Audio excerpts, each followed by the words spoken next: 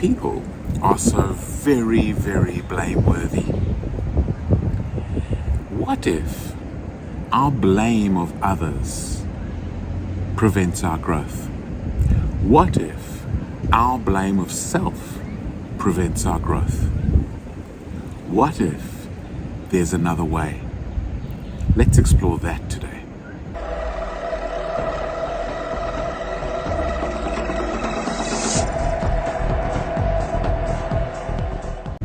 The story of my monster and the discovery of my monster and the dealing with my monster is a very interesting one for me. I hope it is for you too. It goes back many years in my life with a very difficult relationship that I had, and I was always able to find blame in the other person. Whenever I reacted, it was because, I had been disrespected, mistreated, whatever. And it's irrelevant, really, as to how much of that was me and how much of that was the other person. Because my pendulum swing would be between, look at what they've done, I'm a terrible person. Look at what they've done, I'm a terrible person. And it took me such a long time in my life to realize neither of those was helpful. Neither one was helpful. The only thing that was really helpful was when I said, what can I do about this? And can I change my mindset? What can I do about that? So our quote we're working from this week is, once your mindset changes, everything on the outside will change along with it. This from Steve Maraboli. So my story of my monster was a story that needed a mindset change.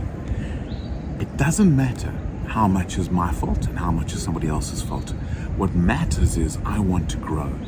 I want to develop. I want to get beyond reacting and more to responding as needed. And so this was my invitation. This was my growth invitation. Is how can I take that on? How can I change my mindset? And it involved a whole lot of things. And it's so interesting. My reaction, my monster towards others was because I hadn't learned to love myself. And that mindset change of working with myself on an ongoing basis shifted things in my life. And that shift changed everything on the outside. I no longer felt the way I did about other people. I no longer got distracted by what was going on around me. And I started to find an inner resource that allowed me to overcome everything that I needed to overcome in my life. That is my little story. What about you? This month we are focusing on what is growth. And my startling discovery is that sustainable growth is mindset change. What mindsets are holding you back? What beliefs are limiting you?